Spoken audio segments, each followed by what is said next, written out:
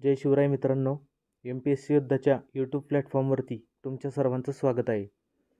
आपण आज पाहणार आहोत तलाठी कसं बनायचं, त्यासाठी पात्रता काय आहे, अभ्यासक्रम नक्की काय आहे, वयोमर्यादा आणि लागणारी कागदपत्रे इत्यादींसंबंधी संपूर्ण माहिती आपण या व्हिडिओमध्ये पाहणार आहोत.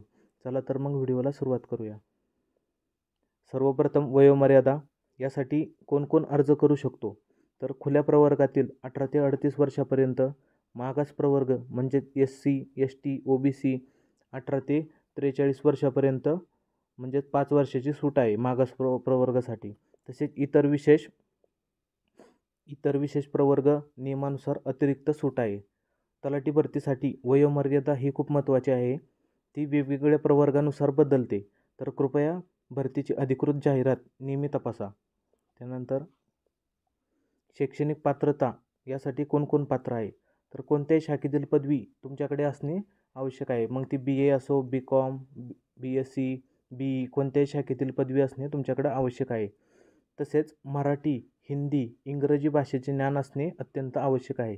त्यासोबतच संगणकाचं ज्ञान म्हणजेच MSCIT सर्टिफिकेट किंवा संगणकासंबंधी कोणतंही तत्सम सर्टिफिकेट तुमच्याकडे असणे आवश्यक आहे.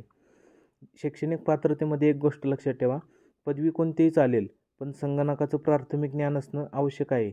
काही वेळा नियुक्तीनंतर सादर करण्याची मुभा असते, जसं की काही ठिकाणी टायपिंग सर्टिफिकेट 2 वर्षांनी दिलं तरी चालतं. 2 वर्षाची मुभा मिळते, 2 वर्षांनी आपण सर्टिफिकेट सादर करू शकतो. आता आपण पाहूया भरती परीक्षा अभ्यासक्रम नक्की कसा आहे. तर सुरुवातीला इंग्रजी विषयासाठी 25 प्रश्न असतात आणि एकूण गुण असतात 50. तसेच मराठी विषयासाठी सुद्धा 25 प्रश्न असतात आणि एकूण गुण असतात 50. बौद्धिक चाचणीमध्ये म्हणजे गणित बुद्धिमत्ता यामध्ये 25 प्रश्न असतात, गुण असतात 50. त्यासोबतच सामान्य ज्ञान म्हणजे यामध्ये आपण पाहून घेऊया नक्की डिटेलमध्ये कोणकोणते सब्जेक्ट आहेत. 25 प्रश्न असतात आणि एकूण गुण असतात 50. अशी एकूण 100 प्रश्नांची परीक्षा असते, एकूण गुण असतात 200. आता आपण डिटेलमध्ये संपूर्ण अभ्यासक्रम माहिती करून घेऊया. सुरुवातीला मराठी भाषेसाठी कोणकोणत्या टॉपिकवरती प्रश्न विचारले जातात हे आता आपण पाहून घेऊया.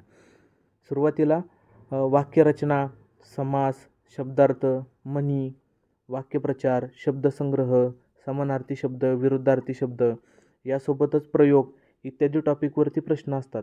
कधीकधी पॅसेजसुद्धा यामध्ये विचारला जातो. तर त्यानंतर इंग्रजी भाषेसाठी कोणकोणत्या टॉपिकवरती प्रश्न विचारले जातात. Tense, preposition, voice, synonym, antonyms, idioms, proverb, sentence formation. त्यासोबतच नवीन पॅटर्नमध्ये क्लोज टेस्ट आणि पॅराजंबल तसेच पॅसेज यांचा देखील समावेश केला जातो.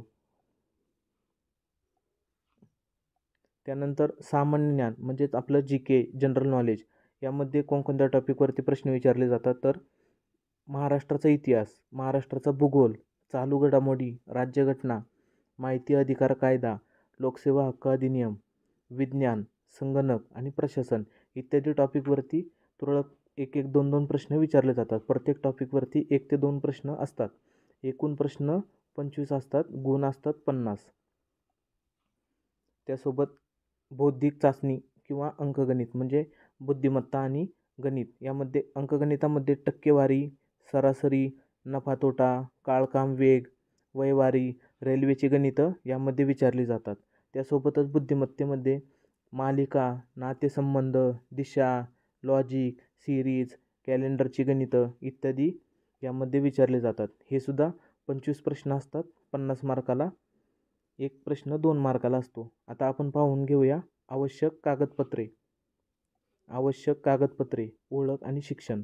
तर यासाठी तुम्हाला कागदपत्रे कोणकोणती अपलोड करायला लागतात, तर आधार कार्ड, 10वीची मार्कशीट, 12वी मार्कशीट, पदवी मार्कशीट, MSCIT सर्टिफिकेट किंवा संगणक प्रमाणपत्र, डोमासाईल सर्टिफिकेट, कास्ट सर्टिफिकेट, शाळा सोडल्याचा दाखला,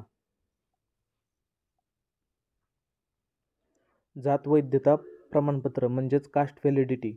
त्यानंतर नॉन क्रिमिलियर, EWS असेल तर EWS असल्याचा पुरावा, जर का तुम्ही दिव्यांग असाल तर दिव्यांग असल्याचा पुरावा, लहान कुटुंबाचे प्रमाणपत्र म्हणजे स्मॉल फॅमिली इन्कम हे तुम्हाला कोणत्याही झेरॉक्स सेंटरवरती मिळून जाईल.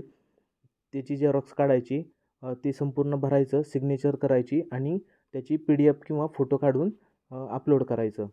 हे लक्षात ठेवा. हे झेरॉक्स सेंटरला मिळून जाईल किंवा वेबसाईटवरती सुद्धा मिळून जाईल.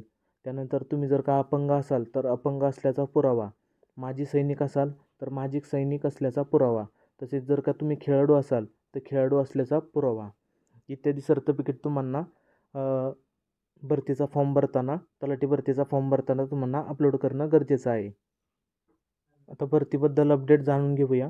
2023मध्ये मोठी भरती झालेली होती, हे तर सर्वांना माहितीच आहे. सरळ सेवेमार्फत ही भरती झाली होती. TCS या कंपनीने भरती घेतली होती. आता 2025मध्ये भरतीची दाट शक्यता आहे, तर आत्तापासूनच तयारीला सुरुवात करा.